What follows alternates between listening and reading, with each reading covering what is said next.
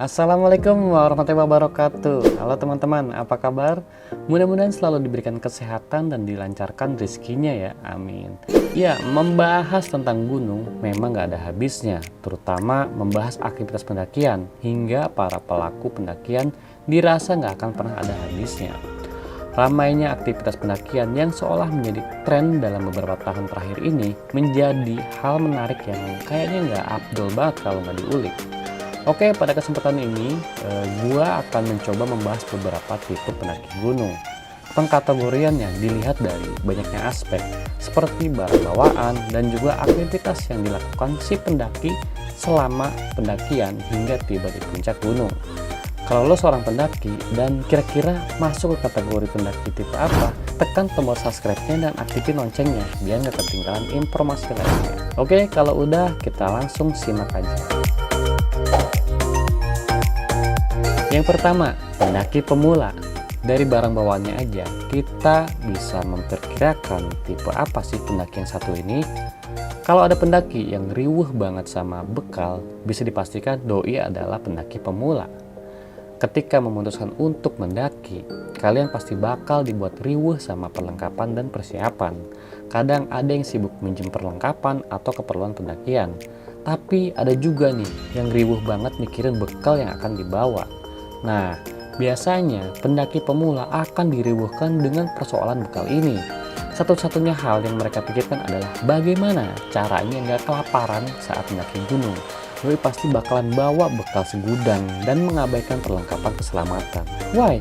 Karena doi belum paham bagaimana mendaki sesungguhnya. Yang kedua, pendaki pro. Nah, semua pendaki pasti akan dibuat riuh sama perlengkapan dan bekal yang harus disiapkan sebelum pendakian dimulai. Bedanya, para pendaki pro gak hanya riuh menyiapkan bekal, tapi mereka juga riuh sama persiapan perlengkapan atau peralatan keselamatan hingga obat-obatan untuk mengantisipasi hal-hal yang tidak diinginkan. So, bisa dipastikan doi udah hafal banget sama ancaman dan bahaya yang bisa terjadi saat berada di gunung, dan doi tahu apa yang mesti dilakukan. Di urutan ketiga ada pendaki proyekan.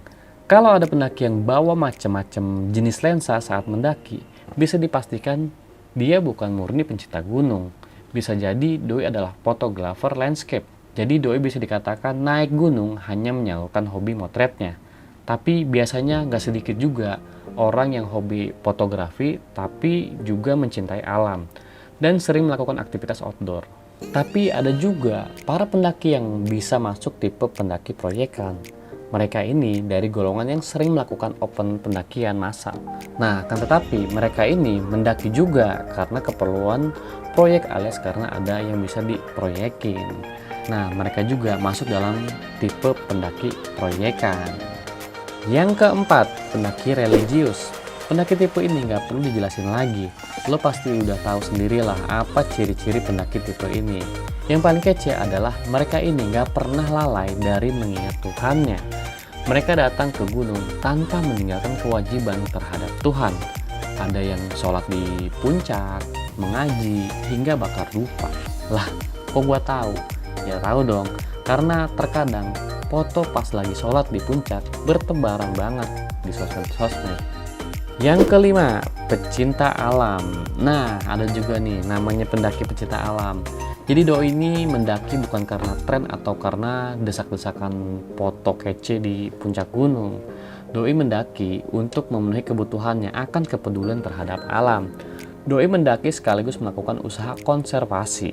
Wujudnya macam-macam. Bisa mendaki sambil menanam pohon, mendaki sambil bersih-bersih gunung, dan ciri paling sederhana doi adalah bawa turun semua sampah yang ia temui di sepanjang jalur pendakian. Yang keenam, ini yang paling mudah ditemui, yaitu tipe pendaki tim hore. Pendaki tipe ini gak jelas suka gunung atau enggak, yang jelas doi ikut-ikutan aja. Mungkin karena lagi banyak yang posting foto di puncak gunung. Yang jelas, mereka happy aja kalau udah sampai puncak dan selfie-selfie lalu posting ke Instagram. Yang ketujuh, yaitu pendaki cantik. Setelah membahas 6 tipe di atas, tanpa membahas pendaki cantik, kayaknya bakal dosa banget. Dari namanya udah pada tahu dong apa itu pendaki cantik. Dan bagaimana para pendaki cantik ini menunjukkan keberadaan mereka? Ya, pendaki cantik yang jelas menunjuk kepada para pendaki ciwi-ciwi. Jadi ciwi-ciwi tersebut seolah ingin menunjukkan kepada dunia bahwa mereka juga bisa mendaki, keluar masuk hutan dan menuruni lembah. Namun tetap cantik tentunya. Mereka ingin laki-laki melihat mereka sebagai ciwi-ciwi yang juga kuat layaknya laki-laki. Yang kedelapan adalah pendaki narsis. Jadi karena di foto-foto studio udah sangat usang, maka muncullah tipe pendaki model narsis ini. Jadi mereka mendaki untuk jadi model.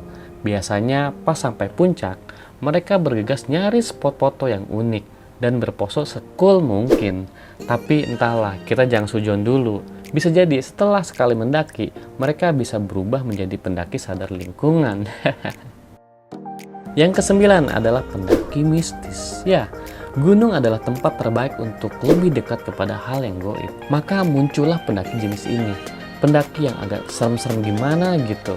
Biasanya pendaki tipe ini mendaki gunung untuk tujuan yang gak umum. Contohnya adalah Gunung Lawu. Gunung tersebut sering jadi incaran pendaki tipe ini. Karena konon Prabu Brawijaya V moksa di puncak Hargodalem.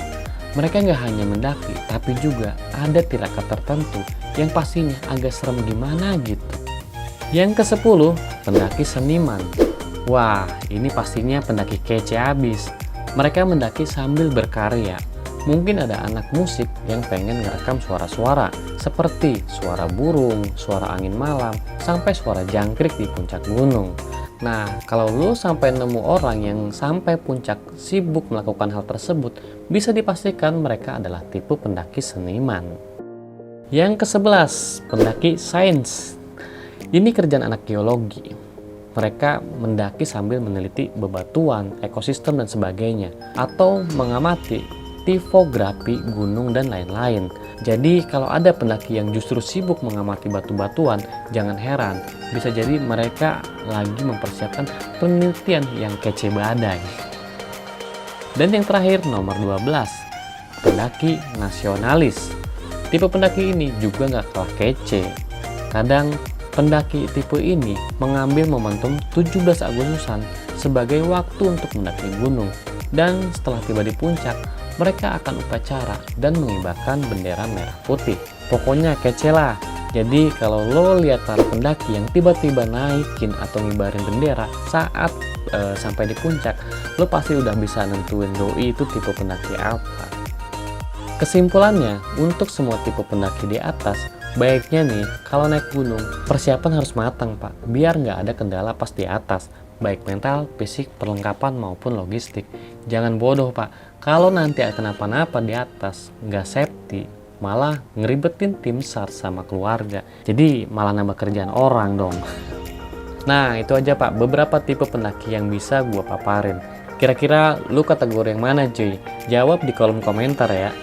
Oke, itu aja info dari gua. Terima kasih yang udah menyimak. Mohon maaf jika ada kekurangan atau kesalahan dalam penyampaian. Wassalamualaikum warahmatullahi wabarakatuh.